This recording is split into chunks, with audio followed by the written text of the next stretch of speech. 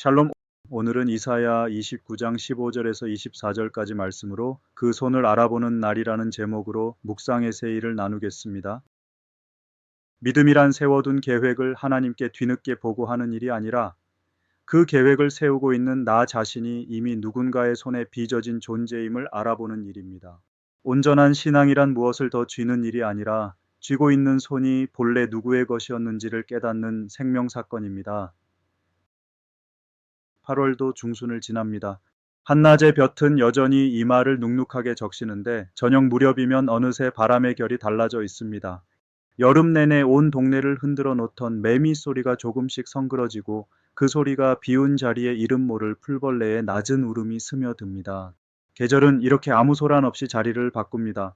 여름 한철을 견디느라 마음이 다 닳아버린 분들, 애써 세운 계획이 자꾸 어그러져 밤마다 뒤척이는 분들, 아무에게도 말하지 못한 근심을 가슴 한켠에 검은 봉지처럼 매달아두고 사시는 모든 분의 심령 위에 주님의 다사로운 평화가 깃들기를 소망합니다. 토기장의 작업장에 가 보신 적이 있으신지요? 물레가 돌기 시작하면 흙덩이는 처음에 이리저리 흔들립니다. 그러다 토기장의 두 손이 흙을 감싸는 순간 흔들리던 것이 중심을 잡습니다. 그때 지늘게 하는 일은 아무것도 없습니다. 다만 부드러운 채로 손안에 있을 뿐입니다. 그런데 그 지늘기 만일 말을 할 수 있다면, 그리고 이렇게 말한다면 어떻겠습니까?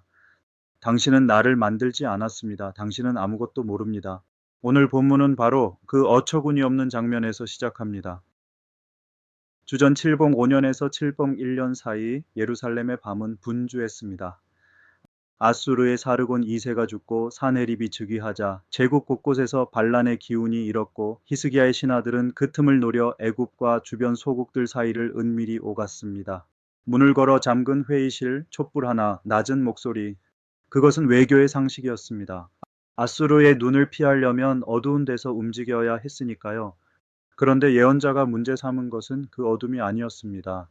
그 방 안에 하나님의 자리가 없었다는 것, 그것이 예언자가 본 것이었습니다.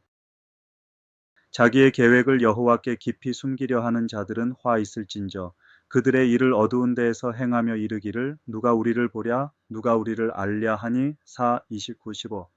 누가 우리를 보랴? 이 말은 무신론자의 말이 아닙니다. 이들은 성전을 드나들고 절기를 지키던 사람들이었습니다. 다만 하나님을 예배의 대상으로는 인정하면서 정치의 영역에서는 계산해서 빼놓았을 뿐입니다. 죄란 대개 하나님을 부정하는 일이 아니라 하나님이 들어오시지 못하는 방을 하나 따로 마련해 두는 일입니다. 자기 속으로 구부러진 마음이라는 오래된 표현이 있습니다. 시선이 바깥으로 열리지 못하고 자기 안으로만 말려 들어가는 상태, 그것이 어둠의 정체입니다. 예언자의 반문은 짧고 서늘합니다. 너희의 패역함이 심하도다. 토기장이를 어찌 지늘같이 여기겠느냐. 4:29-16. 여기서 패역함으로 옮겨진 히브리어는 본래 뒤집는다는 뜻을 지닌 말입니다. 그래서 어떤 번역은 이 대목을 아예 너희는 모든 것을 거꾸로 뒤집는구나 라고 옮깁니다. 도덕적 타락 일반을 말하는 것이 아니라 순서가 뒤집힌 상태를 말하는 것입니다. 흥미롭게도 히브리 사람들에게 빚어진 그릇을 뜻하는 말과 마음이 품은 계획을 뜻하는 말은 같은 뿌리에서 나왔습니다. 그러니 자기 계획을 숨기려던 그들은 계획이라는 낱말을 입에 올리는 순간 이미 자신이 빚어진 존재임을 실토하고 있었던 셈입니다. 계획을 세울 수 있는 그 능력조차 만든 것이 아니라 받은 것이었습니다. 노자는 도덕경 76장에서 이렇게 말했습니다. 뻣뻣하고 강한 것은 죽음의 무리에 속하고 부드럽고 약한 것은 생명의 무리에 속한다. 토기장이의 물레 앞에서 이 말은 문자 그대로 사실이 됩니다. 굳어버린 진흙은 아무것도 될 수 없습니다. 손이 아무리 정교해도 이미 마른 흙덩이는 눌리는 대신 부서집니다. 어둠 속에서 계획을 굳히던 사람들의 문제도 결국 이것이었습니다. 그들은 자신이 강해졌다고 믿었지만 실은 굳어가고 있었던 것입니다. 우리도 그렇습니다.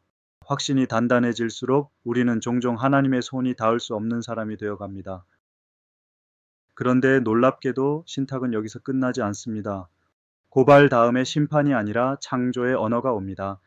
오래지 아니하여 레바논이 기름진 밭으로 변하지 아니하겠으며 기름진 밭이 숲으로 여겨지지 아니하겠느냐. 4:29-17. 오래지 아니하여, 이 한마디가 절망의 문장들 한복판에 시간의 문을 냅니다. 그리고 그 문 너머의 풍경이 이어집니다. 그날에 못 듣는 사람이 책의 말을 들을 것이며 어둡고 캄캄한 데에서 맹인의 눈이 볼 것이며 4:29-18 눈여겨볼 것은 어둠이 거친 다음에 본다고 하지 않는다는 점입니다. 어둡고 캄캄한 데에서 봅니다. 하나님은 어둠을 치우고 우리를 보게 하시는 대신 어둠 한복판에서 눈을 뜨게 하십니다. 누가 우리를 보랴 하며 숨었던 그 어둠이 이제 눈을 뜨는 자리가 됩니다. 그 눈이 무엇을 보는지도 본문은 분명히 말합니다. 겸손한 자에게 기쁨이 더하고 가난한 자가 즐거워하는 반면 강포한 자와 오만한 자는 그칩니다. 그리고 곧바로 법정 이야기가 나옵니다. 송사로 사람에게 죄를 씌우고 성문에서 판단하는 자를 올무로 잡듯 하며 헛된 일로 의인을 억울하게 하던 자들이 끊어진다는 것입니다. 눈이 열린다는 말은 개인의 영적 각성만을 뜻하지 않습니다. 성문에서 벌어지는 일을 똑바로 보는 눈, 억울한 사람의 얼굴을 알아보는 눈이 함께 열린다는 뜻입니다. 눈먼 신앙과 구분 정의는 언제나 한 몸이었습니다. 마지막 세 절이 이 모든 것을 한 문장으로 모읍니다. 그의 자손은 내 손이 그 가운데에서 행한 것을 볼 때에 내 이름을 거룩하다 하며 4:29-23 손입니다. 15절에서 사람들이 부정했던 바로 그 손, 나를 짓지 않았다고 우겼던 그 손을 이제 자손들이 알아봅니다. 부정되었던 손이 알아보아지는 손이 됩니다.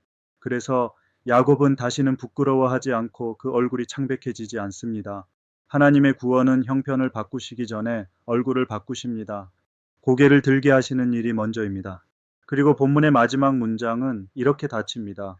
마음이 혼미하던 자들도 청명하게 되며 원망하던 자들도 교훈을 받으리라. 4:29-24 혼미하다는 말의 본뜻은 곁길로 헤맨다는 것입니다.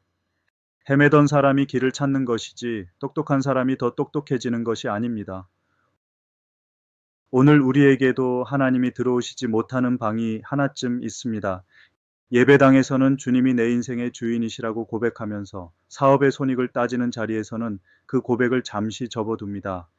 자녀의 진로를 정하는 늦은 밤의 대화에서 노후를 계산하는 표 앞에서 교회의 예산과 인사를 논의하는 회의석에서 우리는 자주 문을 잠급니다. 그리고 그 방에서 나온 결정을 다음 주일에 하나님께 추인해 달라고 기도합니다. 순서가 뒤집힌 것입니다. 오늘 말씀은 그 순서를 바로 쓰라고 우리를 부릅니다. 그러니 이번 한 주간 아무에게도 말하지 않은 계획 하나를 떠올려 보시기 바랍니다. 그것이 반드시 나쁜 계획일 필요는 없습니다. 다만 그 계획을 하나님 앞에 소리내어 말할 수 있는지 물어보는 것입니다. 말할 수 있다면 그것은 숨긴 계획이 아니라 아직 나누지 않은 계획일 뿐입니다. 말할 수 없다면 바로 거기가 오늘 말씀이 우리를 찾아온 자리입니다. 그리고 한 가지를 더 해보시면 좋겠습니다. 우리 곁에서 오래 얼굴이 보이지 않던 한 사람, 부끄러움 때문에 고개를 들지 못하는 한 사람에게 먼저 안부를 물어보는 일입니다. 하나님이 먼저 웃게 하실 얼굴을 우리가 먼저 알아보는 연습입니다. 매미 소리가 잦아든 자리에 풀벌레 소리가 들어서듯 우리 안에서 굳어가던 것들이 조금씩 물러나고 그 자리에 부드러운 것이 들어서기를 바랍니다. 물레는 이미 돌고 있습니다. 우리가 할 일은 손을 뿌리치지 않는 것뿐입니다.